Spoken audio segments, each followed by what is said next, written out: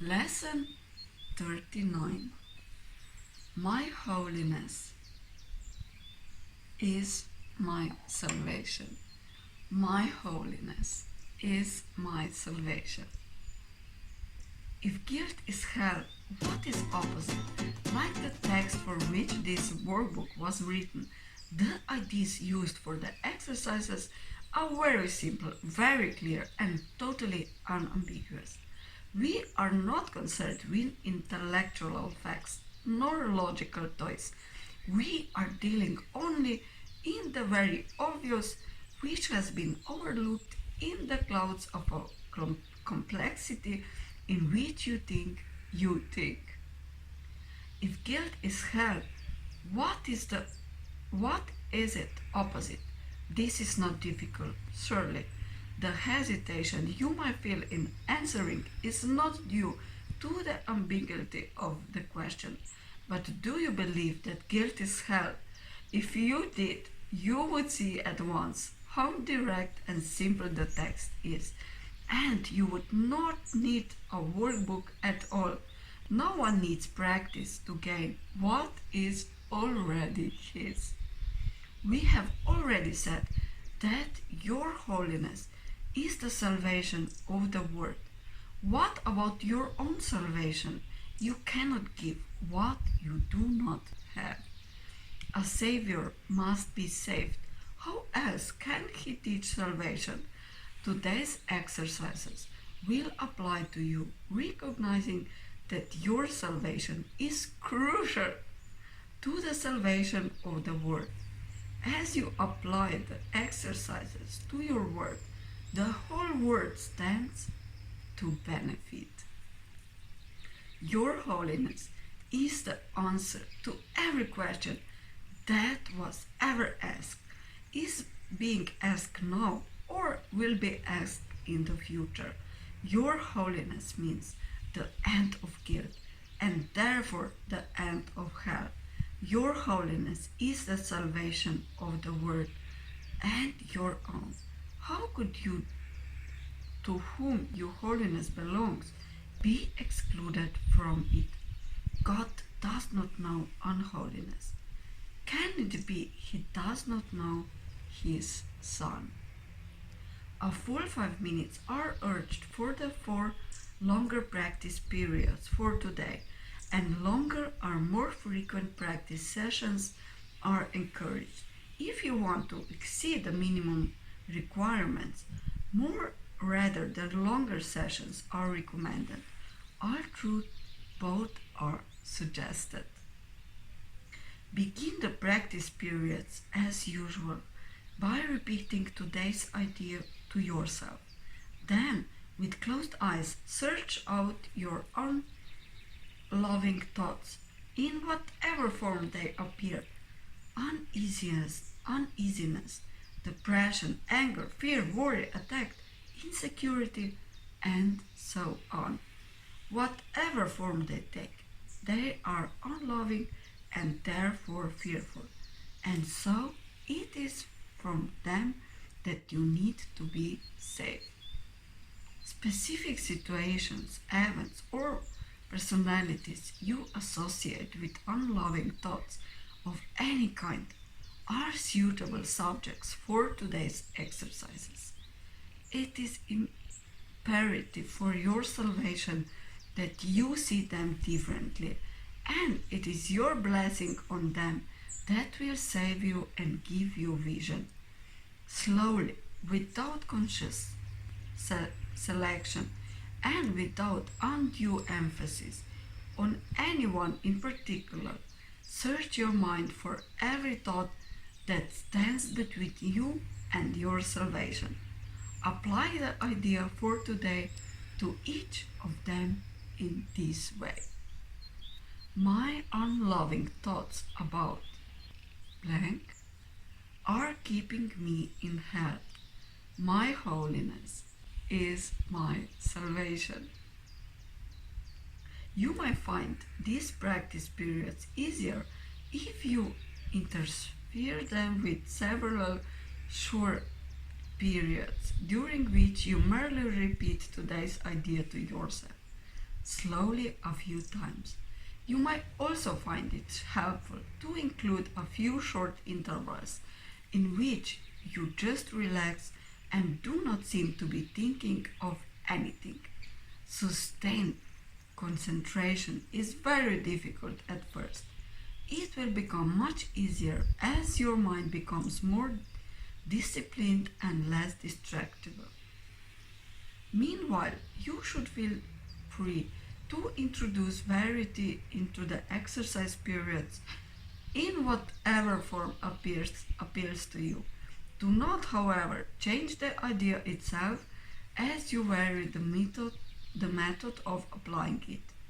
However you elect to use it, the idea should be stated so that its meaning is the fact that your holiness is your salvation, and each practice period, by repeating the idea in its original form once more and adding, if guilt is hell, what is its opposite?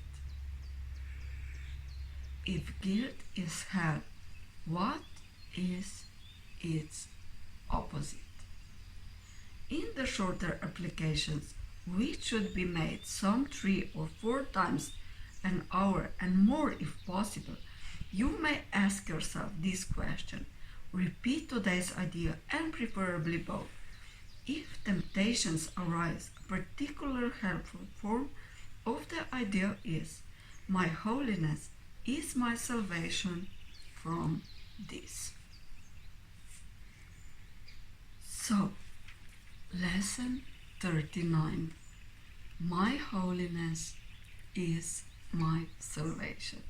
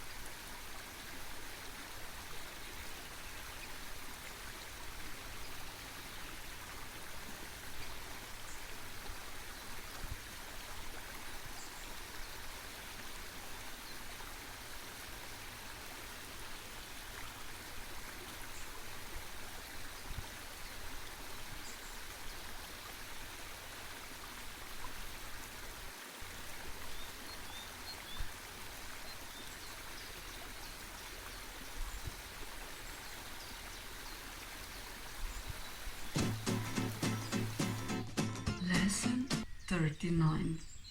My holiness is my salvation.